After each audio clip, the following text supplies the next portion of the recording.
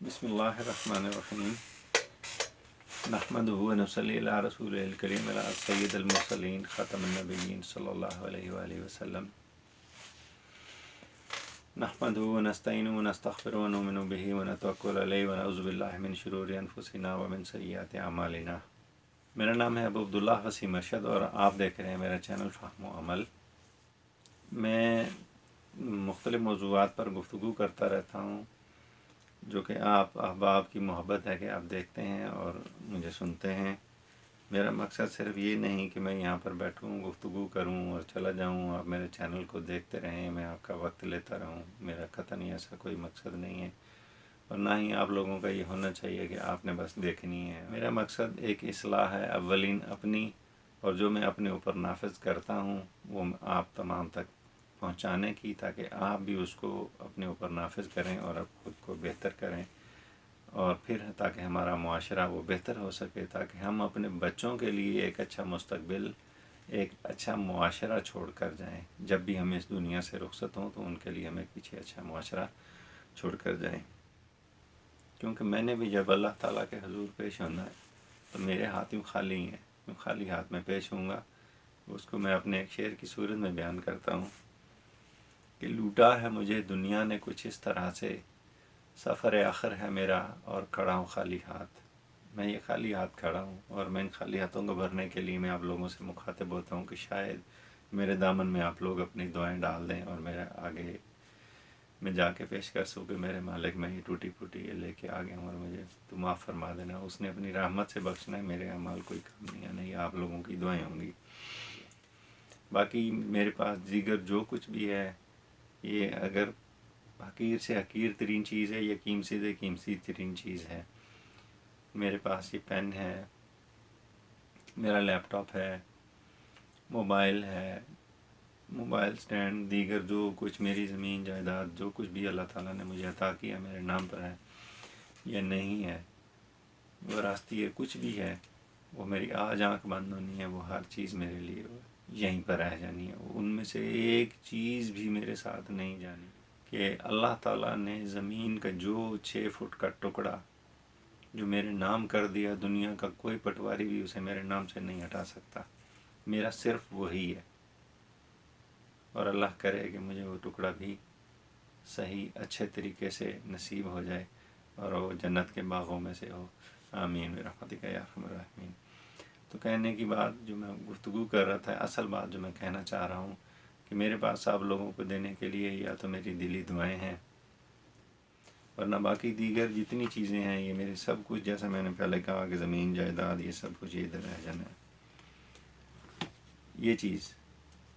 میں صبح سے شام تک جس کے لیے میں لڑتا ہوں، میں بھاگا ہوں ادھر ادھر ادھر ہر چیز کے لیے، یہ کاغذ کے ٹکڑے، یہ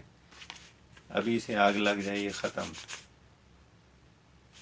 یہ ادھر سے آتا ہے اس طرف کسی کی اور کے پاس نکل جاتا ہے۔ میرے پاس گاہک آتے ہیں، یہ دیتے ہیں، ظاہر ہے میں محنت کرتا ہوں، مزدوری کرتا ہوں، میں ان سے اپنا یہ وصول کر لیتا ہوں حق، لیکن ادھر سے آیا ادھر بائیں ہاتھ سے چلا گیا، ادھر سے آیا ادھر بائیں ہاتھ سے چلا گیا، تو یہ چیز ختم، یہ کسی کی نہیں ہے، نہ میری ہے نہ کسی اور کی، اس سے بھی نکل جانی ہے، لیکن یہ اتنی خطرناک ہے کہ میرے اور میرے تعلقات کے درمیان دیوار بنی ہوئی ہے، یہ نازک سی دیوار جسے میں توڑنا نہیں چاہتا۔ میں اتنا گر چکا ہوں کہ میں اس دیوار کو توڑنا نہیں چاہتا، نہ ہی اس کو پھلانگ کر میں کبھی دوسرے کی طرف جانا چاہتا ہوں۔ تو اس خطرناک دیوار کو توڑیں، یہ ادھر رہ جائے نہ یہ میرے پاس رہا نہ کسی اور کے پاس رہا۔ اللہ تعالیٰ نے قارون کی مثال دی ہے، اس کے پاس کتنا تھا لیکن اس کے پاس بھی نہیں رہا، وہ اس کو موت سے نہیں بچا سکا، دیگر چیزوں سے اسے نہیں بچا سکا، کچھ بھی نہیں اسے دے سکا، ہر چیز کے ساتھ وہ دفن ہو گیا۔ تو یہ کچھ بھی نہیں ہے میرے پاس دینے کے لیے، یہ دعائیں ہیں، یہ اخلاق ہے، یہ ختم،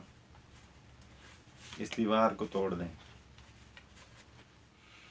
میری گفتگو میں، میرے احباب کی گفتگو میں اور دیگر کی گفتگو میں ابھی یہ جو اخلاق ہے یہ ختم ہوتا جا رہا ہے، میرے اندر برداشت ختم ہوتی جا رہی ہے، ٹھیک ہے، ہم تمام لوگ جو ہیں کسی نہ کسی وجہ سے مالی پریشانیوں سے یا دیگر پریشانیوں سے گزرتے ہیں، لیکن کیا اس کا مطلب یہ ہے کہ ہم اپنا اخلاق ہی کھو دیں یا اخلاق کو ہی دفن کر دیں، اور اپنا معیار جو ہے ہم اپنا وہ صرف پیسہ کو، مال و دولت کو، اچھے پہناوے کو اور اس چیز کو بنا لیں؟ قطعاً نہیں. ہمیں ان دیواروں کو پھلانگنا ہوگا، ہمیں احترام کے رشتے قائم کرنا ہوں گے. میں اکثر یہ سوچتا ہوں کہ جہاں پر میں جس معاشرے میں رہ رہا ہوں، اگر میں ایسے ہی چھوڑ گیا تو میں اپنے بچوں کے لیے کون سا معاشرہ چھوڑ کے جا رہا ہوں جہاں پر وہ اچھے طریقے سے زندگی گزار سکیں، اللہ سبحانہ و تعالیٰ کے حکم کے مطابق، رسول اللہ صلی اللہ علیہ وآلہ وسلم کے سکھلائے ہوئے طریقہ کے مطابق. تو میں اس کے لیے کوشش کرتا ہوں جو میں آپ سے مخاطب ہوتا ہوں.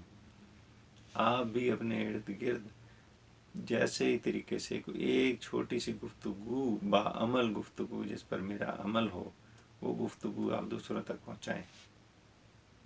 ٹھیک ہے، ہمارے اندر عدم برداشت ہے، میرے اندر بھی ہے،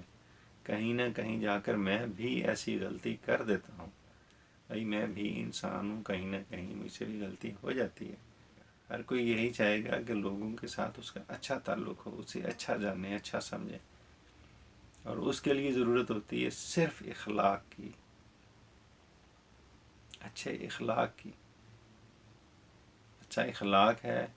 تو کوئی کتنا ہی بظاہر اللہ تعالیٰ نے اسے بدصورت پیدا کیا ہو، کتنا ہی بدصورت پیدا کیا ہو، لیکن اگر اس کے پاس اچھا اخلاق ہے تو اس کے پاس آپ کے لیے کشش ہوگی، آپ اس کی طرف کھینچے جائیں گے، کیونکہ آپ کو اس کی گفتگو اچھی لگے گی، آپ کو وہ اچھا لگے گا، کیونکہ وہ ہنس کر بات کرتا ہے، اخلاق سے بات کرتا ہے، پیار اور محبت سے بات کرے گا، تو آپ یقیناً اس کی بات کو سننا پسند کریں گے، اسے اچھا جانیں گے. لیکن کوئی کتنا ہی گورا چٹا بظاہر جاذب کشش جو ہے آپ بنا ہوا ہو، لیکن اگر اس کے منہ میں اخلاق والی زبان نہیں ہے تو لوگ اس کی چاپلوسی تو کر سکتے ہیں لیکن اسے محبت قطعاً نہیں کر سکتے. تو ہمارا وہ اخلاق کدھر ہے؟ کیا ہم نے اپنا اخلاق، اپنا معیار اور سب کچھ، کیا ہم نے ان کاغذ کے ٹکڑوں کو بنا لیا؟ قطعاً نہیں. اس سے باہر نکلیں، اپنے حال پر رحم کریں، اپنے بچوں کے حال پر رحم کریں. انہیں ایک اچھا مستقبل دینے کے لیے پہلے میرا سدھرنا ضروری ہے. ہر طرح کی اخلاقیات، اولین اسوہ حسنہ، میں یہ محسوس کر رہا ہوں کہ میرے اندر نہیں ہے، میرے احباب کے اندر نہیں ہے. حتیٰ کہ میں یہ کہوں میری بات کو نہایت برا منایا جائے گا، نہایت برا منایا جائے گا، نہایت برا منایا جائے گا، کیونکہ میں بھیڑوں کے چھتے میں ہاتھ ڈال رہا ہوں کہ ہمارے بہت سارے علماء بھی اس چیز سے آری ہیں اور خالی ہیں بالکل، جسے اسوہ حسنہ کہتے ہیں، رسول اللہ صلی اللہ علیہ وآلہ وسلم کا جو